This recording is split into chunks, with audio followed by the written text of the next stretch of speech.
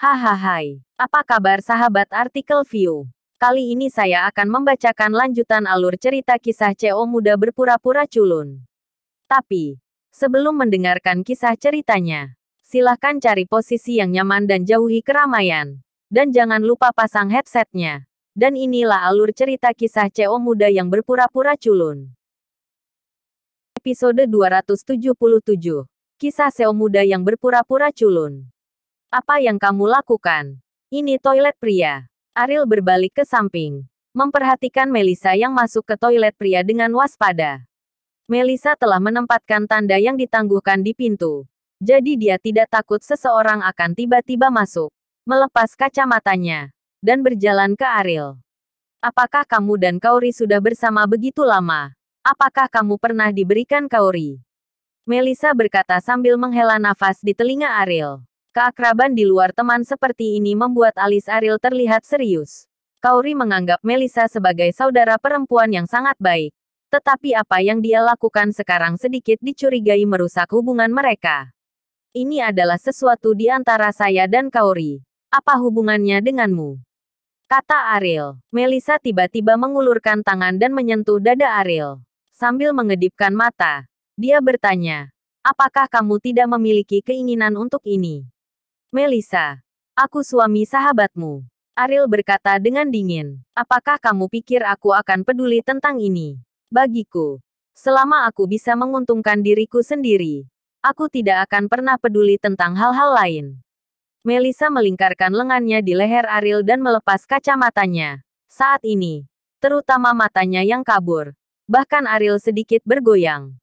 Ariel mendorong Melissa menjauh dan berkata, aku tidak tertarik padamu. Setelah itu, Ariel meninggalkan kamar mandi, meninggalkan Melissa yang penuh kebencian. Dia telah kehilangan martabatnya dengan mengambil langkah ini, karena Melissa merasa bahwa dia tidak bisa menunggu lebih lama lagi. Dia tidak bisa melihat hubungan antara Ariel dan Kaori menjadi lebih baik dan lebih baik, tetapi dia tidak mengharapkannya. Bahkan jika dia mengambil inisiatif untuk mengirimnya ke pintu, dia ditolak oleh Ariel. Ariel, kamu akan menyesalinya. Setelah Kaori menghilang dari dunia, bisakah kamu tetap begitu sayang? Kamu milikku dan tidak ada yang bisa menghentikanku. Ariel kembali ke meja makan dan berpura-pura tidak terjadi apa-apa. Dia tidak berencana untuk memberitahu Kaori tentang masalah ini. Bagaimanapun, Kaori menganggap Melissa sebagai saudara perempuan. Jika dia diberitahu tentang hal semacam ini, dia pasti akan sangat sedih. Ariel, aku memperingatkanmu. Jika kamu tidak merawat Kaori dengan baik, aku akan membunuhmu ketika kamu kembali. Lucy berkata kepada Ariel dengan ekspresi mengancam. Meskipun Lucy adalah wanita yang ceroboh, Ariel dapat merasakan bahwa dia sangat baik kepada Kaori. Dan dia juga menganggap Kaori sebagai sahabat sejati, yang sangat berbeda dari Melissa. Apakah kamu masih perlu mengatakannya? Kamu harus memikirkan bisnismu sendiri. Kudengar kamu menganggur lagi, kata Ariel dengan jijik. Kalimat ini secara langsung melukai hati Lucy. Dia telah berganti beberapa pekerjaan baru-baru ini, dan hidupnya sangat buruk. Entah dia tidak puas dengan perusahaan, atau perusahaan tidak puas dengannya, dan dia hampir menjadi tunawisma sebagai gantinya. Ariel, kamu dengan sengaja membalas dendam padaku dan dengan sengaja mengangkat kesedihanku. Lucy menunjuk Ariel dan berkata dengan marah. Ariel menggelengkan kepalanya tanpa daya. Jika bukan karena kebaikan Lucy kepada Kaori, dia akan terlalu malas untuk peduli dengan hal-hal ini. Saya akan melapor ke perusahaan besok. Bagaimanapun, perusahaan kekurangan orang. Jadi tidak buruk bagimu untuk bekerja, kata Ariel. Lucy tiba-tiba berdiri dan makan dengan santai. Tetapi Ariel benar-benar menganggapnya sebagai makanan santai. Bagaimana Lucy bisa menanggung ini? Tapi sekarang dia memang membutuhkan pekerjaan. Dan keluarga Wijaya adalah kesempatan yang baik untuknya. Dia tidak bisa menolak. Ariel, aku akan membuatmu menatapku dengan kagum. Jika Kaori tidak ada di sini, aku akan membantunya menjaga perusahaan, kata Lucy. Syukurlah jika kamu tidak membuat masalah. Ariel sengaja merayu. Lucy sangat marah sehingga dia sesak napas. Kaori melihat ini dan dengan cepat tersenyum dan menghibur. Lucy, dia sangat meremehkanmu. Kamu harus bekerja keras untuk membuatnya menjatuhkan rahangnya dan memberitahu dia konsekuensi dari meremehkanmu. Lucy mendengus dingin dan berkata, Kaori, jangan khawatir. Beberapa orang pasti akan menyesalinya. Maka aku akan mengarahkan hidungku dan memberitahunya. Saya Lucy juga orang yang pandai. Ketika Melissa kembali ke meja makan, dia tidak bisa melihat sesuatu yang tidak biasa, dan masih mengobrol dengan Kaori dengan antusias. Ariel sedikit tidak berdaya untuk orang seperti ini. Bukan sahabat Kaori. Ariel dapat menemukan cara untuk membuatnya menghilang dari pandangan Kaori. Tetapi Kaori memiliki perasaan yang mendalam untuknya dan menyakitinya. Kaori jelas tidak senang, dan Ariel hanya bisa melepaskannya. Tetapi jika Melissa berani menyakiti Kaori, Ariel tidak akan pernah melepaskannya. Setelah makan, Ariel dan Kaori pulang untuk mengambil barang bawaan mereka. Menerima Julius dan Jerry, dan bergegas ke bandara. Bali adalah tujuan wisata yang sangat populer, dan tidak perlu keluar negeri. Sehingga menjadi pilihan utama masyarakat Bandung untuk berlibur. Terlihat dari full flight. Duduk di kabin kelas 1. Kaori dan Julius mendiskusikan beberapa detail dari foto pernikahan dan efek yang ingin dia tunjukkan. Sebagai fotografer profesional, Julius juga memberi Kaori banyak nasihat. Ariel tidak berpartisipasi dalam masalah ini. Lagi pula, dia adalah orang awam. Dia hanya harus mengikuti pengaturan. Hari sudah malam ketika mereka tiba di Pulau Bali. Meskipun belum musim puncak turis, hotel-hotel sudah penuh sesak. Ariel akhirnya menemukan hotel yang kosong untuk istirahat. Besok kita akan pergi untuk memilih gaun pengantin terlebih dahulu. Ada 5 tempat yang layak untuk dipotret di sini.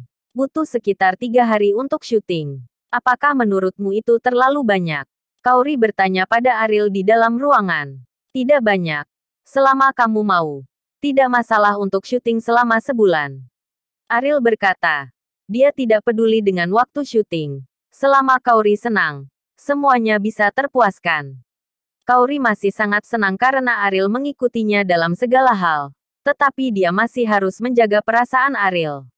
Bagaimanapun, hubungan antara suami dan istri bukanlah permintaan atau kepuasan satu pihak. Tapi untuk menjaga perasaan kedua belah pihak, hanya hubungan seperti itu yang bisa bertahan lama. Kaori tidak akan pernah sombong di depan Ariel. Jika kamu tidak tahu bagaimana menghargai perasaan yang diperoleh dengan susah payah, apa gunanya menyesalinya ketika kamu kehilangan dia? Ketika dia pergi tidur di malam hari, Kaori selalu linglung, karena dia akan mengenakan gaun pengantinnya lagi. Perasaan ini sangat menggairahkan baginya. Dia sangat enggan mengenakan gaun pengantin 3 tahun lalu. Tetapi sekarang, dia tidak hanya mau, tetapi juga tidak sabar. Keesokan paginya, mereka bangun jam 6 untuk berlari seperti biasa. Setelah berlari, keduanya sarapan di hotel. Dan setelah bertemu dengan Julius, Jerry, mereka pergi ke toko pengantin yang akrab dengan Julius. Ini adalah toko pengantin paling eksklusif di seluruh Pulau Bali, menawarkan layanan sewa dan penjualan. Ada harta karun di toko. Gaun pengantin buatan tangan bernilai lebih dari 200-an juta. Julius telah datang ke sini beberapa kali setiap tahun selama bertahun-tahun.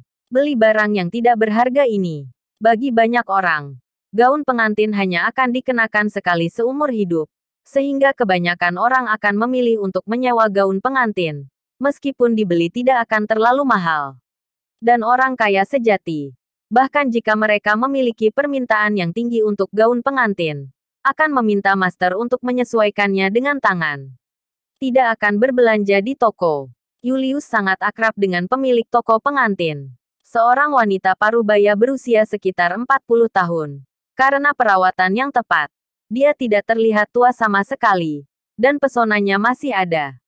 Dibandingkan dengan wanita biasa, pesonanya lebih menarik bagi pria. Julius, kamu belum pernah ke sini selama beberapa bulan. Kupikir kamu melupakanku. Pemiliknya menyapa Julius dengan hangat. Bisnis suram. Sudah lama sejak saya menerima pesanan dari Pulau Bali.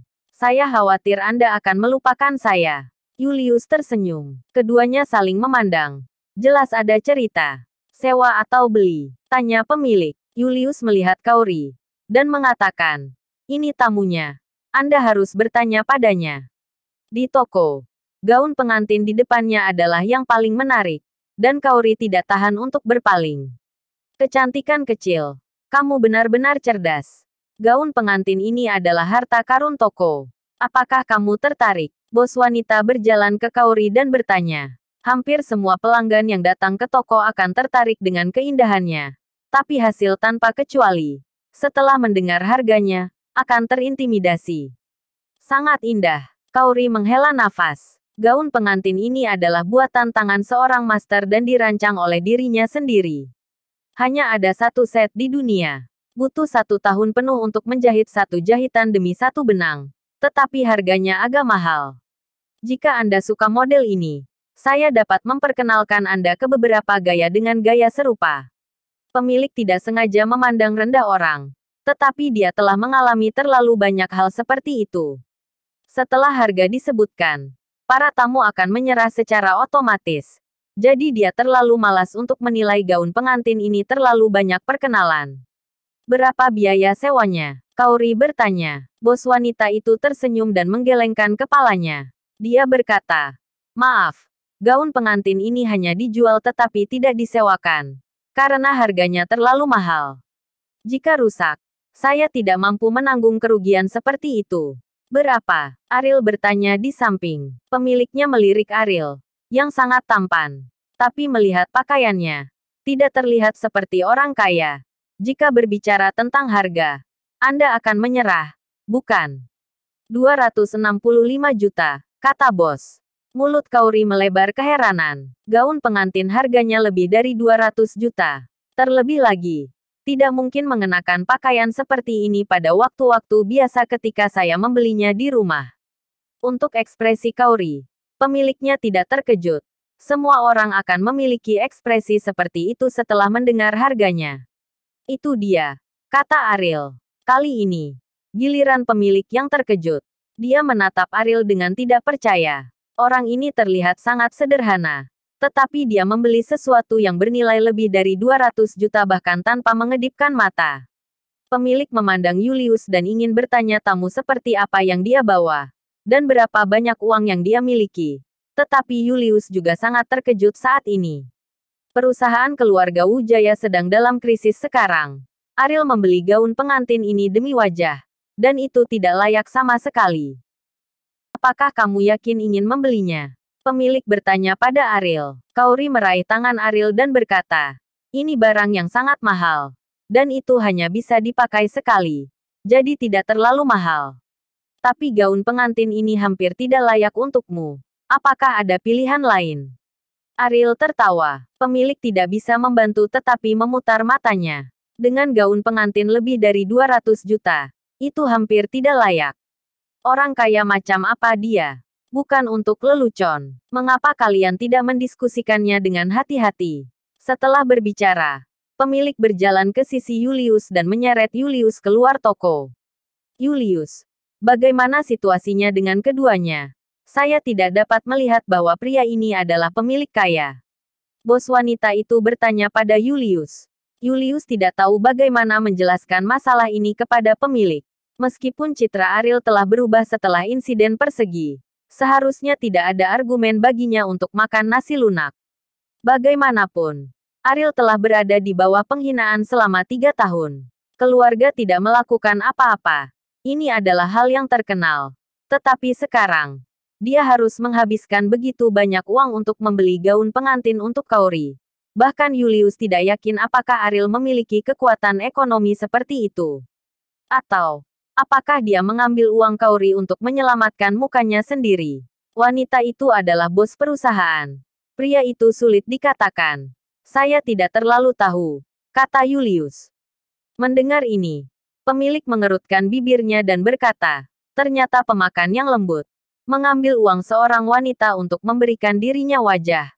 Pria seperti ini terlalu tak tahu malu. Bersambung.